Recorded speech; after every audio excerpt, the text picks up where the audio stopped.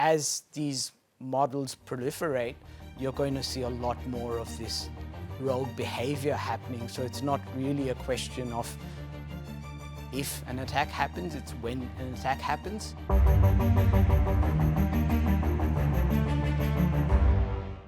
Dr. Maher Magrabi, thank you for joining the program. My pleasure. The AI model got out of the sandbox, which was offline, onto the online system and hacked an online library, essentially, Hugging Face. Yes. How? Look, I think, Alicia, with the way this sandbox was designed, it was actually designed to test a security benchmark. And the two models that were employed within the sandbox, they were given instructions, obviously, to try and maximize their score within this security benchmark that they were testing. OpenAI was doing the testing, and they created a sandbox environment that they thought was completely isolated from the outside world. So it would be pretty safe in order for this to actually go and maximize its objective from a security exploitation perspective, which was its objective. But what happened in this case was that the AI worked out that the best way it could achieve its objective was to actually find the answer somewhere else. And it exploited what's called a zero-day vulnerability. And a zero-day is something that wasn't known beforehand. It found this in the package caching server that was serving the sandbox environment. Essentially, a package caching server is where software packages are kept for the environment to access them easily. So the AI then worked out it could access the internet through this route. It then gets out onto the internet and then works out at that point that logically the best place for it to look is Hugging Face. So it wasn't actually given instruction to go out and target Hugging Face. It logically worked out that that was the best place it would find its solution to maximize its score on its benchmark. Yeah, so it sort of cheated on its test. Was it intending on being malicious, or it just worked out the fastest way to get the answers? Yeah, look, I think AIs by design are not malicious. They are comprised of stochastic models or layers and layers of neural networks, and they're given a lot of training data that they train on. And the whole point is mathematically achieving their objective in the most efficient way. So as soon as you set an AI on its objective, things like ethics and legality and other things are kind of left by the wayside unless you have the guardrails up. Interestingly, in this particular instance, OpenAI had taken down the guardrails to let these benchmarking tools get their maximum score. Well, how worried should we be about what OpenAI at the moment is calling an unprecedented incident becoming more common? Yeah, look, I think with the increase in agentic AI becoming part of workflows, and that also means that malicious actors will start to employ these agentic systems in order to execute malicious objectives.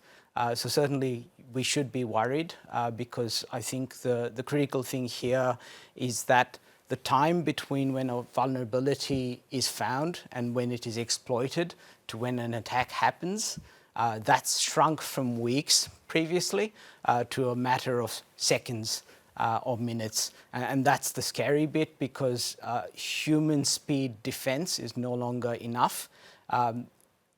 The irony of it is that if someone's using agentic AI to attack, you have to use agentic AI to defend yourself as well.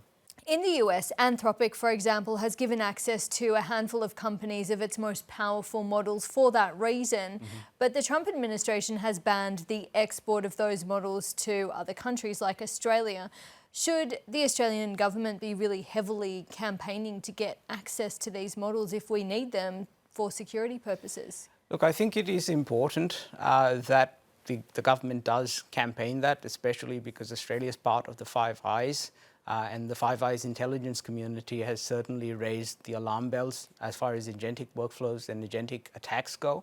I think the key thing is, though, to remember that purely relying on cloud-based infrastructure and cloud-based providers, or these frontier models as we know, is not enough in defense. With this attack that happened through the OpenAI models, the irony of it was that when the Hugging Face security engineers were trying to stop the attack or work out what was happening, they tried to use the cloud-based models, but these cloud-based frontier models basically refused them access because they had their safety guards on. So they weren't able to use any of the frontier models in order to do the analysis. What they had to do was to download an open source model onto an on-premise, in other words, create their own on-premise model with which they were able to do their analysis and defense. And I think that points to this need for sovereign capability and the ability to have an air-gapped, cloud-free defense, because if your defense is all reliant on your cloud providers, that can be turned off instantaneously and you could lose that important line of defense. So having sovereign, local, enclaved, air-gapped defense is critical. Well, I mean, with that in mind, how prepared is Australia to deal with this type of rogue agentic AI activity? Look, I think the short answer is that at the moment we are not prepared. We're getting there. I think there's been a lot of good work that's being done out of Home Affairs and the ASD. The right sorts of advice is being given to critical infrastructure operators, and that's the big risk area, is critical infrastructure, because when you have software that's now able to carry out attacks and cause kinetic damage in the real world, that's the really scary bit. And I think that's where the emphasis is going from all of the advice that's coming from the government and the ASD in terms of putting in these measures so that we are prepared for an attack. But I think also as these models proliferate, you're going to see a lot more of this rogue behavior happening. So it's not really a question of if an attack happens, it's when an attack happens. So there needs to be a move to this resilience-based thinking of what do we do when the attack happens? How do we recover from this? What is our exposure? So having network segregation, having silos of information so that you don't put all your eggs in the one basket is probably the best advice at the moment. And that's where a lot of the thinking is going now, is to change from a compliance-based model to an actual outcomes-based, what can we actually do from a resilience perspective. The Prime Minister's most recent speech really was on the benefits of AI. I mean, he did talk about AI guardrails, but it was slanted toward the benefits that the country could reap from AI investment. What about the dangers of it? How dangerous is it? Yeah, look, I think it's interesting with the Office of AI being established.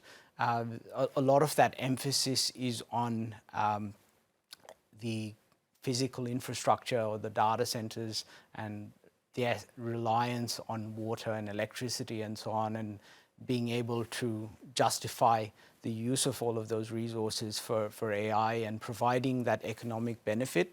I mean, it does bring benefit, but at the same time, I think there is a need for these guardrails and for regulation and legislation so that we're proceeding down a track where we don't have to face a lot of what we've seen with rogue AI behavior so far. So are Australian regulations and laws fit for purpose at the moment?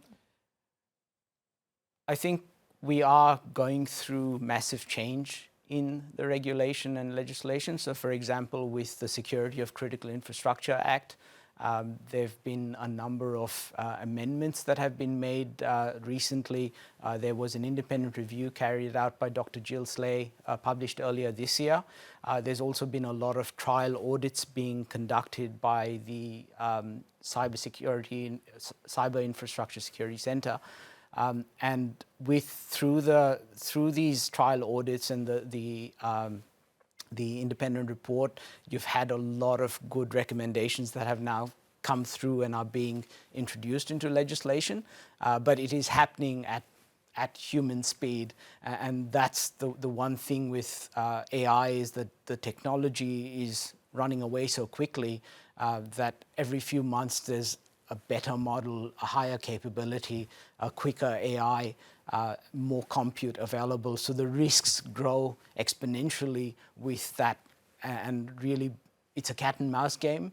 So I think from a preparedness side of things, the onus really shifts to the operators themselves to take the front foot before they're regulated or required to do something by legislation. Well, very briefly, what advice do you give to your clients? Look, I think the biggest thing is taking an all hazards risk approach to looking at all of the risks that are being encountered in the world out there. I mean, the big ticket items are looking at safe ways to introduce agentic AI workflows within their operations, because as we've mentioned, they are critical now in the defense side of things. So making sure that these agentic AIs do not have administrative privileges, aren't able to impact on kinetic or real world impacts, and also having clear segmentation between their IT infrastructure, which is information technology, and OT infrastructure, which is operational technology, and learning from experiences that we've seen lately with the OpenAI and Hugging Face. They came together, they collaborated, and they found the exploits, they were able to patch it. So I think that there's got to be a lot more of that happening within industry, is reaching out and collaborating with others to try and come towards workable solutions. Dr. Maher Magrabi, thank you so much for your time. My pleasure.